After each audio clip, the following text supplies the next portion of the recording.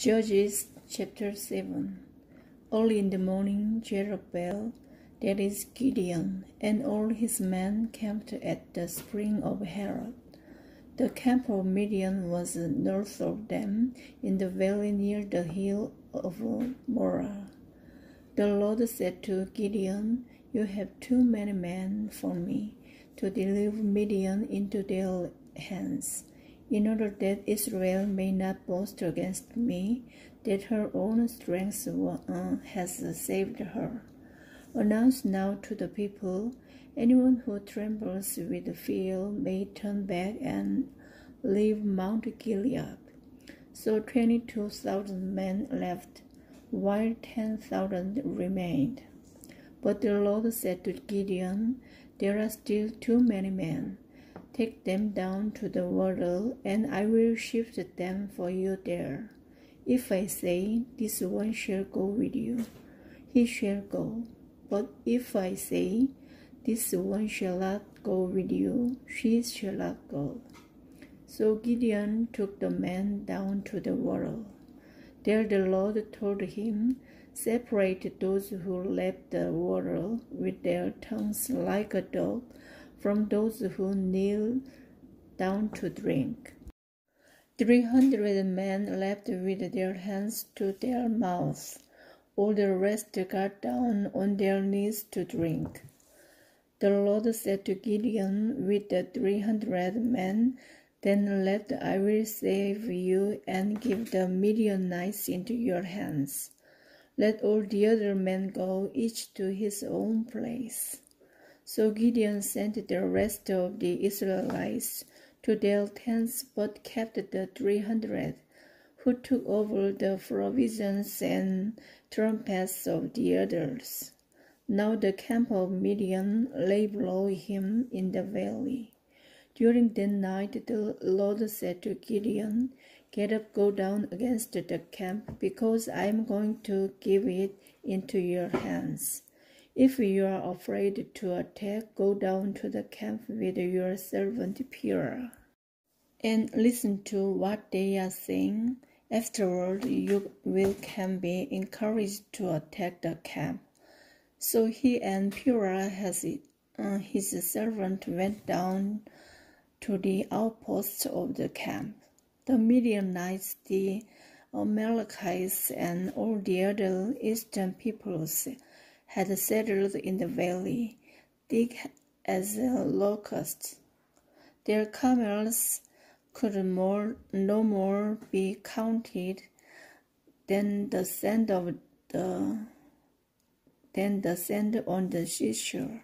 Gideon arrived just as a man was telling a friend his dream.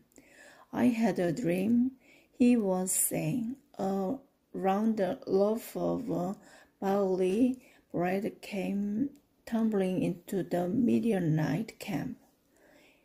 It struck the tent with such force that the tent overturned and collapsed." His friend responded, "This can be nothing other than the sword of Gideon, son of Joash, the Israelite.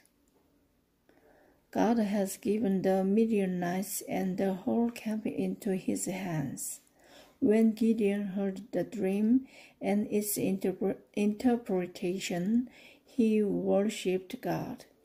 He returned to the camp of Israel and called out, "Get up! The Lord has given the Midianite camp into your hands." Dividing the 300 men into 3 companies, he placed trumpets and empty jars in the hands of all of them, with torches inside. "Watch me," he told them. "Follow my lead. When I get to the edge of the camp, do exactly as I do. When I and all who are with me blow our trumpets, then from all around the camp blow yours, and shout, 'For the Lord and for Gideon.'" Gideon and the 100 men with him reached the edge of the camp at the beginning of the middle watch, Just after they had changed the guard, they blew their trumpets and broke the jars that were in their hands. The 3 companies blew the trumpets and smashed the jars.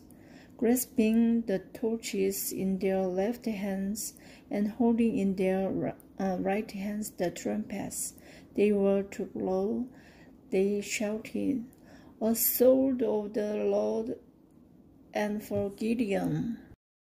While each man held his position around the camp, all the Midianites ran, crying out as they fled. When the 300 trumpets sounded, the Lord caused the men throughout the camp to turn on each other with their swords.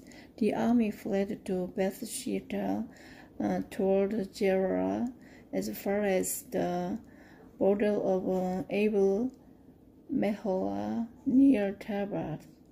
Israelites from Naphtali, Asher, and all Manasseh were called out, and they pursued the Midianites.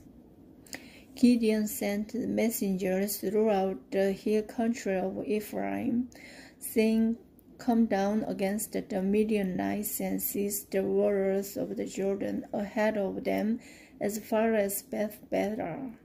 So all the men of Ephraim were called out, and they seized the waters of the Jordan as far as Beth-Peor.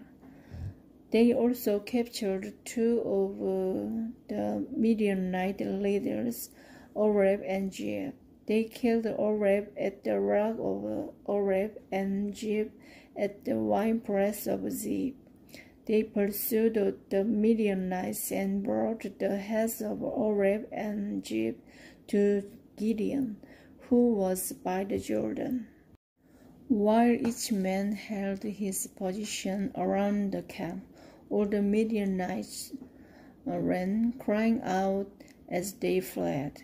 When the 300 trumpets sounded, the Lord caused the men throughout the camp to turn on each other with their swords.